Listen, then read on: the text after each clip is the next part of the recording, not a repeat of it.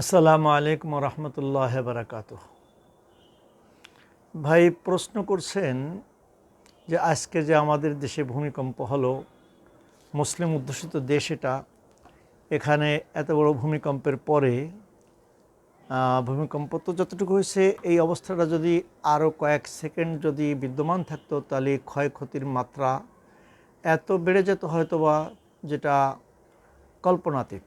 কিন্তু আল্লাহ পাক হেফাজত করছেন।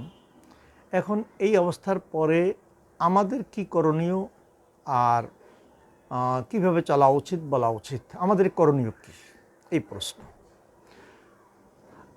আমি তার জবাব বলবো সংক্ষিপ্তভাবে এটা, যে এটা আল্লাহ পাক আমাদেরকে সতর্ক সংকেত দিচ্ছেন।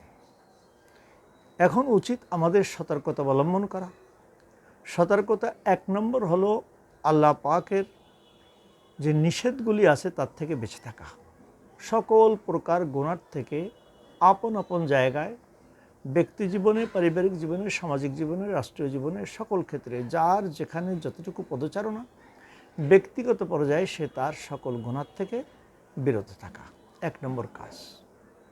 দুই নম্বর কাজ, পিছনে যেগুলি ঘটে গেছে তার জন্য অন্তরের অন্তঃস্থল থেকে তওবা করা, আল্লাহর কাছে ক্ষমা প্রার্থনা করা। আল্লাহ গফুর রহিম, আল্লাহ মাফ করবেন বলে আশা করা যায়।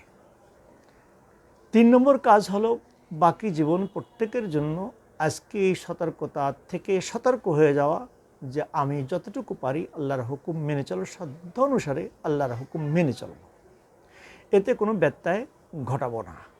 যদি আমরা এই তিনটে কাজ করতে পারি, এরপরেও কিছু ভুল ত্রুটি হয়ে গেলে আল্লাহ গফুর রহিম মাফ করবেন। তবে এক নম্বর এটা সতর্ক, আল্লাহ পাক সতর্ক করছেন যে অন্যায় থেকে ফিরে আসো। তা আমাদের উচিত হবে সকল প্রকার গুনাহ বর্জন করা। সকল প্রকার গুনাহ, ছোট আর বড় না, সকল প্রকারের গুনাহ থেকে ফিরে আসা। দুই নম্বর কাজ হবে পিছনের যা হয়ে গেছে সেজন্য খুব তওবা করা। তিন নম্বর কাজ হবে সাধ্য অনুসারে নেক আমল করা। নামাজ, রোজা, হজ, যাকাত যা যা আছে সেগুলিকে খুব গুরুত্ব সহকারে আমল করা।